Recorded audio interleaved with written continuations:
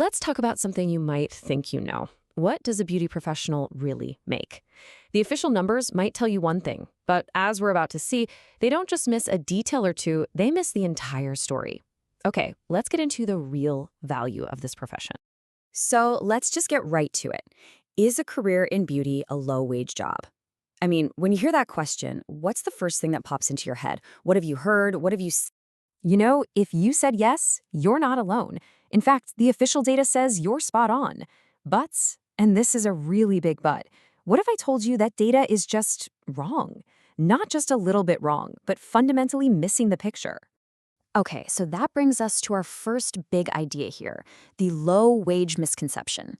We're going to zero in on the one number that's behind this whole myth.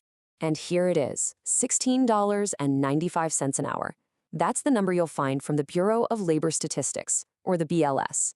It's the official median wage for hairstylists and cosmetologists, just under $17 an hour. And look, a number like that, it matters a lot. Because these official rankings are what everyone sees. They shape how we think about careers, how policymakers make decisions. A number like that, boom, you get slapped with the low-wage label. But there is a huge, huge piece of this story that's just gone. And that leads us right into what I'm calling the missing data mystery. This is where we start to pull back the curtain and see why that official number isn't just misleading, it's basically irrelevant. Okay, so here's the absolute key to this whole thing. The way the BLS collects wage data, it only looks at W-2 employees. And it's right there in their own methodology. They explicitly exclude self-employed workers. Now, for most jobs, okay, whatever. But for this industry, oh man, that changes everything. Just look at these numbers. This is what's being ignored. Almost half of all hairstylists and cosmetologists are their own boss. And barbers? It's a whopping 76%. Seriously, let that sink in. The official data is ignoring 3/4 of all barbers. This isn't a rounding error. It's a giant black hole in the data. And to really hammer this home, look at this. Across every single job in the country, the average self-employment rate is tiny, like 6%.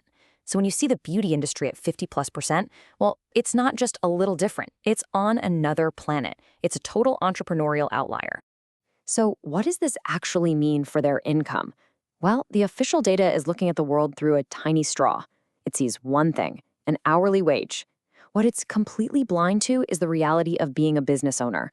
We're talking profits, setting your own prices, making money from retail sales, and of course, all the tip income. It's like they're measuring two completely different realities.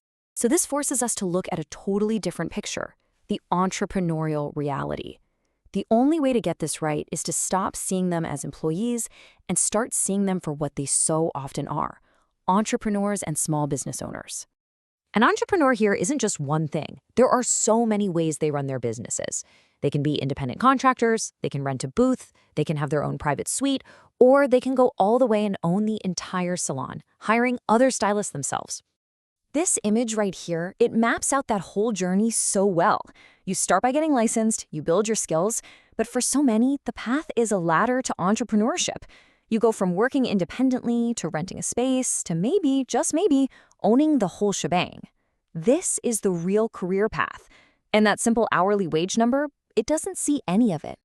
But wait, there's another really important piece to this puzzle that we've got to talk about: the power of licensing. You know, that license they hang on the wall, it's not just for show. It is a serious commitment to public health. Think about it. They're working with chemicals, sharp objects. Sanitation is everything. That license is a promise that they know how to keep you, the client, safe. And this graphic just makes it crystal clear. When you actually think about it, where do these professionals belong? Not with unlicensed service work, that's for sure. They belong in the same category as other licensed, regulated trades, people who have to meet strict, state-mandated standards for safety and training. It's a totally different ballgame. Okay, so when you put all of this together, it's pretty obvious we've been looking at this all wrong. It's time to completely rethink their economic value. And this quote from our source material just nails it. It says it all. Licensed beauty professionals are not low wage. They are undercounted. That's the word. They're being measured with a broken ruler, one that was never designed for a workforce full of entrepreneurs. And get this, the need for these skilled pros is only going up. We're looking at a projected growth of 5 to 6% over the next decade. That's actually faster than the average for all jobs combined. So the real takeaway here is that their true value isn't some number on a government spreadsheet. It's in the small businesses they create. It's in the economic mobility they build for themselves and their families.